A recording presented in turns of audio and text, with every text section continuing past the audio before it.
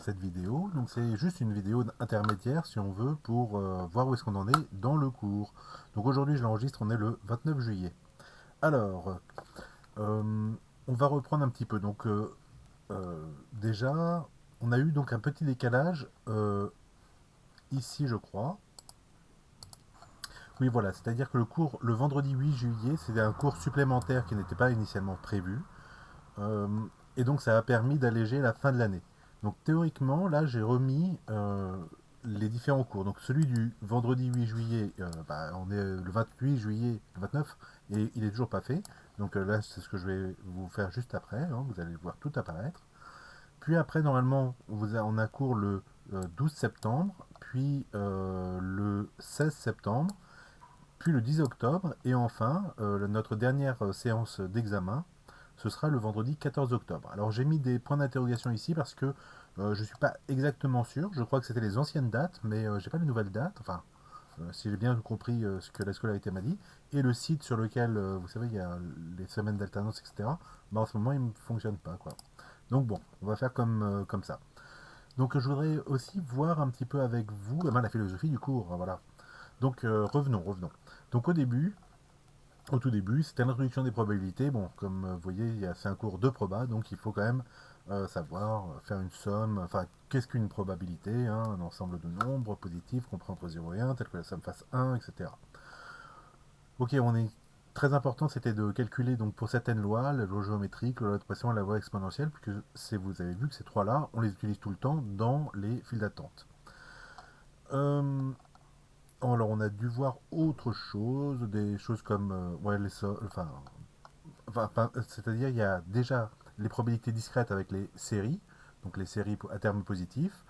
Et ça c'est bien parce que la théorie des séries à terme positif est vachement plus simple que, que la théorie des séries quelconques, de signes quelconques, quoi. Donc pour savoir si elles convergent ou pas. Et puis après, pour les lois continues, la loi de Poisson, elle est continue, et donc c'est avec la densité de proba et donc l'intégrale sur ce que l'on veut. Puis après, on est reparti dans un truc assez simple, c'est-à-dire les chaînes de Markov à temps discret. Donc ça, la théorie est pas très très compliquée, heureusement. On a vu donc des applications. Puis on se rapproche quand même de ce qu'on veut avec les files d'attente, avec la théorie des chaînes de Markov à temps continu, cette fois-ci, c'est ici. Euh, Là, pourquoi ça se rapproche? C'est bien parce qu'il y a un temps d'attente, enfin le temps devient continu, quoi, en fait, et ça ressemble beaucoup plus à nos files d'attente. Donc en fait, vous voyez, c'est un petit peu par succession, par couche successive, hein. Ici, on a donc la chaîne de Markov avec la structure, et puis ici, on rajoute le temps continu pour se rapprocher de ce qu'on veut. Puis après, donc, on a commencé à faire la file d'attente MM1. Donc vous avez vu que le lien avec les chaînes de Markov, en fait, c'est donc ce qu'on appelle le processus de vie-mort, c'est-à-dire le nombre de personnes dans une file d'attente MM1. Donc c'est 0, 1, 2, 3, 4, etc. Et puis ça monte d'un certain côté à lambda, ça descend de l'autre côté mu. Voilà, et donc ça c'est donc un processus de vie mort, et en fait c'est une chaîne de Markov à temps continu en fait techniquement. Et puis après, dès qu'on commence à faire un petit peu plus de, de manipulation dessus, bon bah ça sort un petit peu du cadre. Et voilà, mais donc c'est très proche. Donc ça nous a permis, si vous voulez, d'avoir une petite marche, enfin une marche intermédiaire à chaque fois. Voilà, et donc là ce qu'il me reste à faire, alors là c'est tout le plein de cas particuliers. Donc qu'est-ce qu'on doit voir? Doit voir la généralisation de la file MM1. Donc on va voir MM2 puis MMK. Alors je voudrais vous faire surtout MM2. Après ça généralise très bien, mais bon, les formules sont un peu compliquées. Donc déjà on va voir dans le cadre 1. Euh, on va aussi voir la file MM1 tronquée, c'est-à-dire limitée à n personnes, ou bon, k personnes, enfin peu importe, mais bref, avec un nombre maximum de personnes. Tiens, je croyais que je l'avais fait là, non. Donc là, ça va être ici, dans les autres. Ok. On va avoir aussi des petits exercices.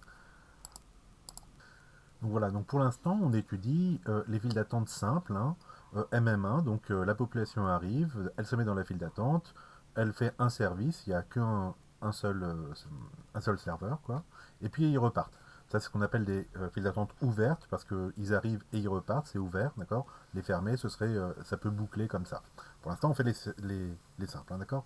Donc, première complexité, si on veut, on introduit un premier élément, là c'était celle-ci hein, dont je vous parle.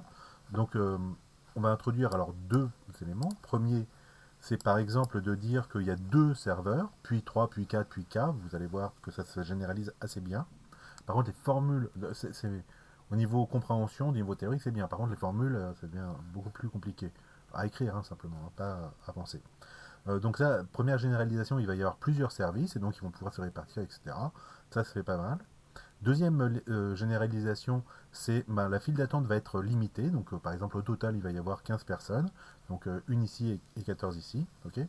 Troisième généralisation, évidemment ça va être de mélanger les deux, hein, d'avoir trois serveurs et un truc limité. Bon ok ok. Et ensuite, donc là c'est ce qu'on va voir ici, hein, d'accord. Puis après, donc les files d'attente réseau produit. Alors c'est ce que je voudrais vous montrer un petit dessin. Voilà. Donc j'en ai trouvé un dans un des cours, je ne sais plus lequel. Donc voilà, donc vous allez avoir, comme ça on va mixer des différentes files d'attente, d'accord. Donc là vous allez avoir un processus d'arrivée qui va se séparer en deux. Là il va y avoir deux files d'attente avec deux serveurs visiblement. Puis à l'issue de ça, ça va se regrouper en une file d'attente qui est là, d'accord. Et puis potentiellement, elle est semi-ouverte, mais il y a un peu des gens qui ont terminé qui vont revenir dans le truc, etc. D'accord. Voilà, donc après, donc les réseaux produits, c'est exactement bah, ceux-là, hein, c'est-à-dire boucler, si on veut, enfin empiler plus exactement, faire des schémas avec différentes files d'attente. Donc vous comprenez pourquoi il faut passer du temps là-dessus avant de faire ça.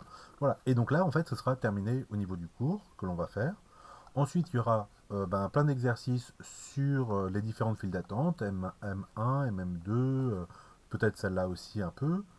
Puis après, et ben après, donc on arrivera directement, enfin là, théoriquement, hein, d'accord, donc là c'est maintenant. Là ce sera donc début septembre, enfin je vais essayer de tout faire maintenant en fait. Là ce sera donc 16 septembre, et puis le 10 octobre le sujet zéro. Donc à l'issue de ça en fait, je vous donnerai le sujet zéro. Comme ça vous pourrez le traiter, bon vous aurez un mois quoi, hein, pour le traiter, un petit peu moins. Et puis donc attention, parce que là c'est le 10 octobre et hop, c'est le vendredi après, hein. Donc là, c'est là où je corrige moi, je vous donnerai les réponses aux questions attendues. Et voilà, et donc après, ben, c'est l'examen directement le 14 octobre. Voilà donc pour ce petit point d'étape sur ben, le cours, hein. J'espère que ça ne vous a pas trop perdu, qu'on s'est pas trop perdu entre le distanciel, quelques soucis d'emploi du temps, enfin, etc. quoi. Voilà, voilà.